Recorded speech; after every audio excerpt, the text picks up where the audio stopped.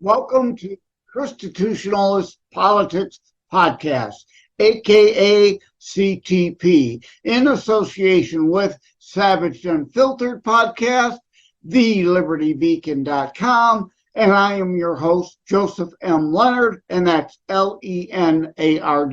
CTP is your no muss, no fuss, just me, you, and occasional guest type podcast. As Graham Norton would say, let's get on with the show. First, for those looking on at J. Leonard Detroit YouTube or Rumble, behind the scenes sneak peek video edition of the show, I am wearing a Maverick News polo shirt in honor of my friend Rick Walker over in Ontario, Canuckia land, Canada. Shout out Rick Walker. Thanks for the shirt. I always enjoy being on your show. Really appreciate you having me on to discuss politics cross-border. Me being in Detroit, him being originally from the Windsor, Ontario, Canada area, now lives elsewhere in Ontario. So we're kind of neighbors, even though we're different nations. Today, I want to discuss net neutrality. Expect another push for net neutrality. And why do I say that? This may seem out of the blue. No one recently that I've heard has been talking about it, but that's exactly why I'm going to talk about it. You don't expect me by now, I hope you understand, to do the obvious. And since I write at times for beforeitsnews.com, this is the point. Before it's in the news, again, to discuss it. Why am I saying this? It's simple. We see all the attacks on free speech. So, net neutrality will be another one of those left-wing twists, turns, warping of language distortions that had always been an affront to actual freedom of speech on the internet. But net neutrality, they try to sell as, oh, we're going to make the internet free and safe for everybody. No, that's not what it's about. That's not what they're looking to do. It's another federal government boondoggle, another federal government power grab, control over internet access, control over what gets said on the internet, all about power and control. This is an anti-free speech movement, and the left has been rabid in attacking free speech. How many times have we discussed that? And an aside, you recall on thelibertybeacon.com, in the past, I had already written about free speech and yelling fire in a theater. No, dumb example, bad example, moronic use of the term and point for free speech, because yelling fire in a theater where fire does not exist is not a matter of opinion. It is not speech. It is fraud in the inducement. It is incitement to chaos and potential destruction, as people might then stampede out of somewhere they think there is a fire, having been given the idea under false pretense. It is fraud in the inducement. It is not free speech. But net neutrality, under that flowery name and fake intention the left is trying to sell, is about them, the federal government, yet another agency or an expansion of the FCC per se. Of course, you know they like expanding government. If they can get away with it, they'll make another new agency out of it for more of their friends and their family and their donors to get federal paychecks for do-nothing jobs, or again, just expanding the FCC duties and authorities unconstitutionally. The government has no power and authority over this, even though, yes, the internet at first mainly was built for security, defense structure, military communications.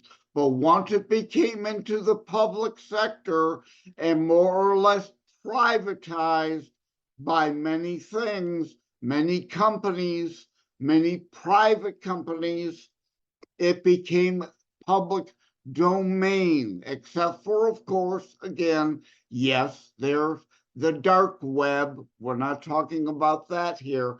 There is the military web, that's secret, you don't get into. That's different.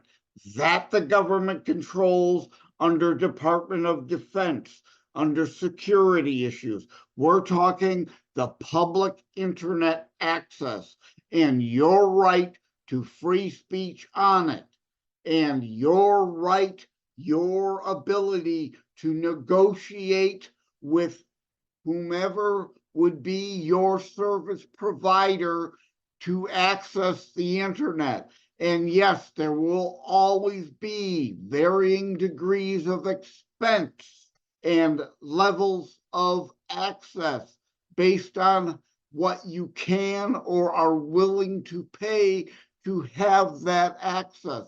That's part of the other concept, free markets, another thing the left hates. So net neutrality, yes, expect it to be yet another issue for the 2024 election that the left will bring up again. And it's all about, if they get in charge again, since they lost Twitter, Twitter's now become more free speech again. They want full access over Twitter from the federal standpoint to say, no, we decide what can be said and not said on the internet, regardless of your private company and your terms of service, just like Canada has done.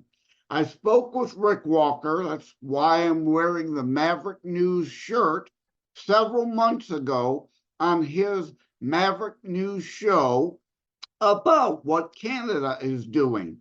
They have a more or less news ban. They call it protection, of course.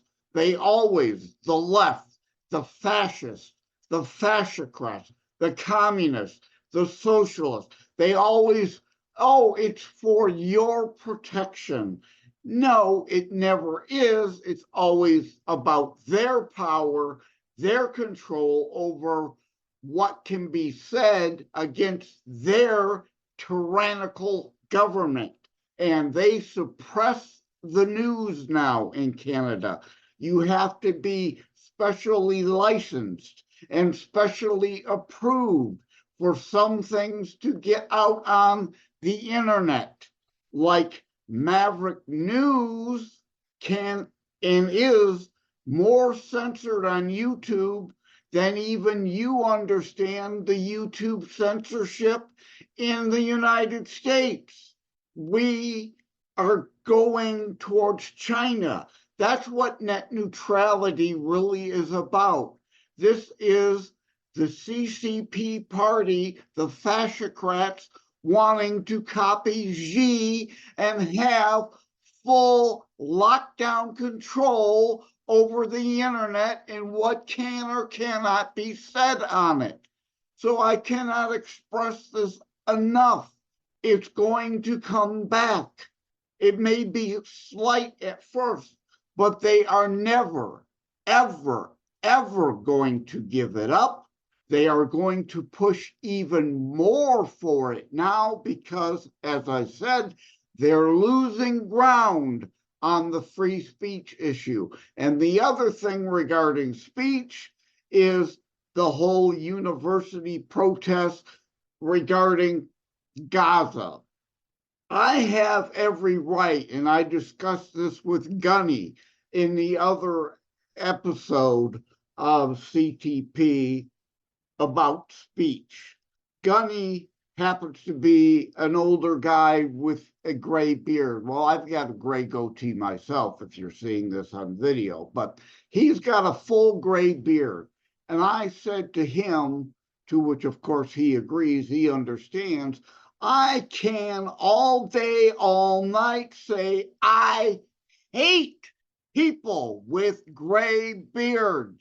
All day, all night, I have a right to say, I hate people with gray beards. What I do not have a right is to then say, somebody's got to do something about these people with gray beards. Or it would be nice if these people with gray beards would go away somehow. That then starts to cross the line to threats and incitement to others to act upon their hate, to harm people with gray beards. So again, like the fire thing, it's not opinion at that point. You can hate anyone you damn well want to. You cannot express that hatred to a point of action against them. And that's what's going on with the from the river to the sea genocide. And no, Israel having some collateral damage of civilians when they are rooting out terrorists in Gaza because the terrorists purposefully, willfully, and malice of forethought hide behind civilians is not genocide. And from the river to the sea is calling for the removal and complete extinction of all Jews from the river to the sea. That is incitement, that is threat. That's not opinion. That's no longer free speech. You cannot do that. There is the big difference. But the leftist speech of hate and incitement and threats would be allowed, but of course, if you did it, you would be locked up. And further point on the Gaza, although this is an aside to the net neutrality, but it all relates. It all ties together. Again, who gets to say what on the internet? This matters. If you're aiding and abetting, if you're knowingly allowing terrorists to operate in your building and you do nothing, you are no longer then an, quote, innocent civilian, unquote. You are now a legitimate target because you are conspiring or aiding and abetting or allowing the criminal acts to go on. You become an accessory under the law. You are not, again, then, quote, innocent civilian, unquote, at that point. You are a legitimate target, which has nothing to do with what happened on October 7th, which directly attacked rape, murder, beheading of innocent babies. How is a newborn baby a legitimate military threat to anyone? They are not. Not one military target was struck on October 7th in Israel. Those were pure terrorist hate and desire to kill Jews at that point. Well beyond any speech going on, supporting that is aiding, abetting terrorist acts and murder of innocent civilians and calls for actual genocide, no matter how the left tries to twist, distort, and dress it up like they do everything. Back to the net neutrality. Again, dressed up, twisted, warped, flowery language to pretend an intention that is not the real intention of the act that they're looking to do. This is yet another federal power grab. They have no business being involved in, no authority to be involved in, and you must know the difference. You need to know better. You need to inform all your friends. Net neutrality is not dead. The elimination of speech is their real intent, and they are coming after it again. If they get control of the House, the Senate, and Biden gets reelected, net neutrality will be again one of the first bills they put on the docket so they can shut down conservative speech anywhere it's found on the internet, just like the news is being suppressed in Canada now in favor of the propaganda arms, the approved media. See how that works? The CNN and MSNBC of the world will dictate and control what gets said on the internet. Stay with us. We'll be right back. Hi, my name is Ed Bondarenka, and I host Your American Heritage on Saturdays at 2 in the afternoon on this station. Your American Heritage is a show about the struggle we find ourselves in and how to react to it in the light of our biblical and American heritage. Listen to it while you're working around the house, the garage, cleaning the guns, walking the dog, driving, or just lazing around. Join me at 2 o'clock Saturdays here on Wham Radio, 1600 AM, 92.7 FM. God bless America.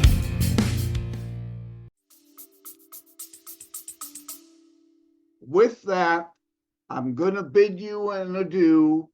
That's it in a nutshell. It hasn't gone away. We must remember that it's coming, and I needed to warn you about it so we don't forget about it. They like to distract, distort, deny, deceive, discredit anyone. TheLibertyBeacon.com, the leftist 7Ds, the extension of the Saul Alinsky tactics that I wrote about previously. They will do anything to pretend, oh, look, squirrel, if you recall the movie Up. Anything to get you off focus of all the things they're doing. You can't just look at the one hand. You got to see what they're doing with the other hand and the knife about to be shoved into your back if you don't pay attention. Take care. God bless. I'm sorry that it's gone into another rant and rave episode, but as you can see, my blood is boiling on this as a former IT guy. We must act and not allow them to do this to us yet again. Another federal takeover of something. I wanted to have a brief second segment to this show to discuss polling. I've written about it many times, talked about it many times. Polling often is in the ballpark, but of course, the devil's in the details. How are they weighted? What is the sample size? Who's being polled where? But in general, they can show a sentiment.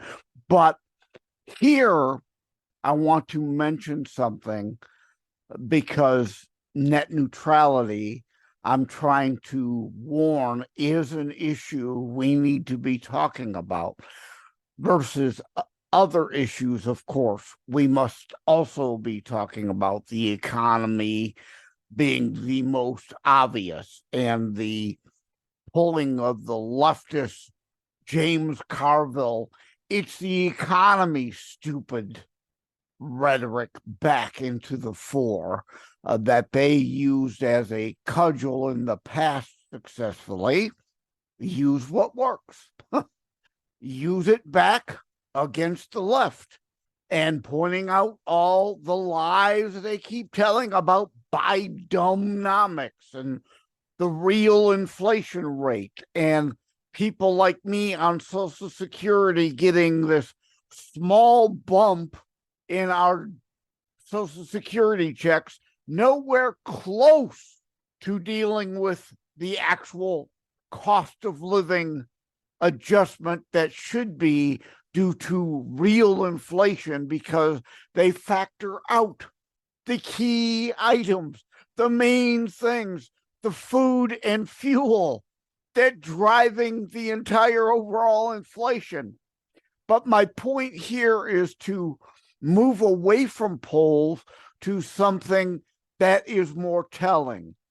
Correct? How many times do we talk about shall be known by your fruits, actions, deeds over rhetoric? Well, it has been reported now in swing battleground state of Pennsylvania, voter registration from 2023, Democrats to Republican, 35,000-ish. Republican to Democrat, 15,000-ish. Rhinos finally being honest.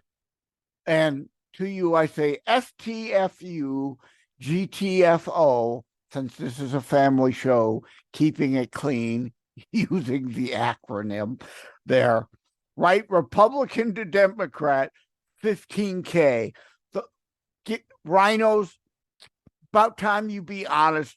Join officially the Democrat ranks where you belong anyway. But the important point here is the overall swing to GOP favor of 19,000-ish, actually 19,967. So basically 20,000. Now, that is real, tangible data of movements, not potential loaded poll question answers or even potential deception of by responders to polling firms to skew the data. These are people who change their party affiliation. Now, of course, the question then is whether this is also happening as a trend and shift in thinking in other battleground states or not. Now, a deep blue state, great, we want to see these things happen, but it isn't really going to affect a POTUS electoral college outcome in the end. So red states, great. Yeah, we want red states to become more red, not watered down purplish from all the Californian and New York libtards moving out into red states and probably being too stupid to understand you can't vote Democrat in your new state or you'll turn it into California or New York that you just fled. Moron, wake up. WTF. Again, family-friendly show, right? So is this a trend in battleground states where it will matter in some swing districts for the House of Representatives, some swing states for U.S. Senate and POTUS electoral college benefits toward the GOP, and more so, of course, this election cycle, the obvious towards MAGA and Trump? So That isn't huge numbers. I'm reading from a note here now, but still encouraging. But the biggest and real question is among those independents, as I call them, that continue to still refuse to take a real side with those of us defending the republic. That's the root of where the term Republican came from. The left fascocrats trying to destroy the republic. Those of us on the right trying to preserve and save the republic, or as at savagearmy.com gear, you can find my roar, not Katy Perry fanboy, roar video gear. Restore our American Republic. Some of these people in Pennsylvania and hopefully elsewhere are finally getting it. They are on board with ROAR, Restore Our American Republic, if not MAGA fully. Those independents is the real question. Are they finally going to take a side and join those of us trying to restore our American Republic, or continue to pretend, oh, they're above it all? They're neither Democrat or Republican, left or right. No, if you're not Republican, you're aiding and abetting fascocrats and the destruction of America and Western culture as a whole. You're not above it. You're not beyond it. You're useful idiots to the left. So I just wanted to take a minute to share that, even though this episode rather isn't about polling. It is about the issues and net neutrality not being forgot about as an issue, because it hasn't gone away. It will be yet another federal government overreach takeover of private sector, another federal government boondoggle. And to tie this back to woke tax last episode, yet another excuse from the left to say, we need to raise taxes, to make the net neutral, to make it fair for everybody, when it's about controlling speech, not assuring free speech. Thank you for tuning in. I felt it important to add this additional caveat in this episode. See you all next week. Thank you for having tuned into ChristiTutionalist Politics show. If you haven't already, please check out my primary internationally available book, Terror Strikes, coming soon to a city near you. Available anywhere books are sold, or autographed copies are available online direct from me via terrorstrikes.info/shop. And you can obviously learn more about the very non-traditional or fluffy style Christian book, but a Christian book nonetheless. Also, please tune into Savage Unfiltered Podcast, of which I am a co-host, and be sure to check out more about today's discussion at thelibertybeacon.com, where my articles drop every Saturday. In addition to seeing the corresponding thelibertybeacon.com piece referenced in any episode of ChristiTutionalist Podcast, see to the show transcript on podcast platforms that provide access to it, like Buzzsprout, at tinyurl.com/ChristiTutionalist for additional bonus material there in the transcript. Thank you. Take care. God bless. It is a myth that terrorism stopped during COVID. Unfortunately, mainstream media opted to prioritize pandemic hysteria over promoting all news. Terrorism continues. Simply hoping that it doesn't affect you is not a strategy. The new book, Terror Strikes, coming soon to a city near you, featured on The Author Show, is now available in paperback from bookstores, online, or as an ebook exclusively through Amazon Kindle. Terror Strikes, coming soon to a city near you by Joseph M. Leonard. Order today.